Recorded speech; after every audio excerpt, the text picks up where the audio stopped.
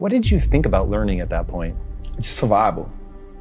That was the only thing. You're not reading yet, though. Nah, I'm not. I'm just on survival mode. Like the world, I just want to get to the next day. I want to make as much money as I can selling crack. I got to send my mama money in jail, right? I got to go to jail. I got to switch shoes out with her so she can still be fly. Like I'm going through that process. So survival is the only thing that makes sense at this time. The game is the only thing that makes sense at this time, right? It's no, what are your future? What do you want to be in the future? I don't know. I'll be the biggest dope dealer I can be. I don't know, right? That's it.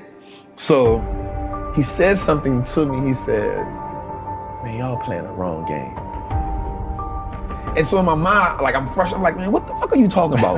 Like, bro, like don't make me whoop your ass in here right now. Like, he's like, no. He's like, listen, bro, I don't mean no harm, no disrespect. But y'all, like, why? So I guess he's like perplexed by this whole dynamic of all of these black men in here. And I'm like, man, what are you talking about, man? Like, this ain't no game. Like, this real. And so he says something. He said, that's the problem. Like, y'all don't even know it's a game. Fuck. And so when he told me that, I'm like it's something about when you mad and you in the moment, but like something, when it makes sense, it hits you like a ton of bricks. So I'm like, what? He was like, man, listen, man, there's a game that's being played and you're playing a game that you can't win. Wealthy people do three things, man. They stop trading time for money. They make their money work for them. And they give as much value to people as they can. I want to stop you there for a second. Yeah. I know where you're going with this. We're going to go there. But one thing I love about your fucking story, dude, you don't say one thing that white people do is one thing that wealthy people.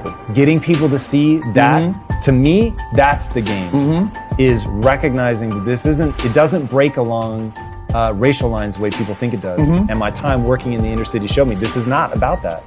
But this is about class for sure. And getting people to understand that they can move between classes, that's the fucking game. Sorry, I just had to say that's so important to me. Shift. There is a shift, but there's the exposure part. So like just coming up in the streets, you only see the game from the lowest level. And you look at everybody else in part admiration and part like jealousy. Cause you see it and you're like, damn, I'll never get there, right? And so the only way that I think I can get that is through sports, or hustling. That's it. That's the only, or rapping. Those are the only three options that you have. And so you make a decision on which way you want to go, right? And so you look at it from like, damn. And so me, I'm at the time like, man, I can't rap. Damn sure I can't play sports. So hustling is what I got. You limit yourself, and nobody comes along and teaches you anything different. So give me those three things again that wealthy people do. So he said wealthy people stop trading time for money.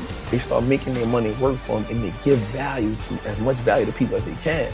The caveat, I mean, we got a little deeper into that. He said, the reason why you give people so much value is because if you give them so much value, they'll never leave you. They'll always be there for you. And you will never need for anything as long as you give value to people.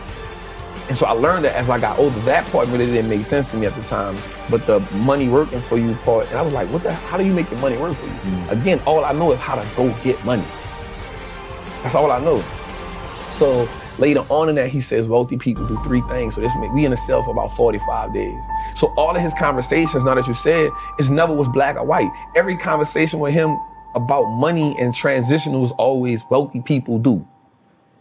It wasn't white people do, it wasn't black people, it was always wealthy people do this. Right. Wealthy people do this. And I was like, damn, and now that you said that, this now makes sense to me again. So he says, wealthy people, first they get into stocks, then they start a business, and then they get real estate. So when people ask me, how did I get into stocks? It's because I follow that rule. I was like, first, if you would say real estate, business, I would have been the real estate trap. But he said stock first, and I was like, damn. And so my rest of my time in prison, I wanted to be that. I wanted to be a part of that wealthy conversation.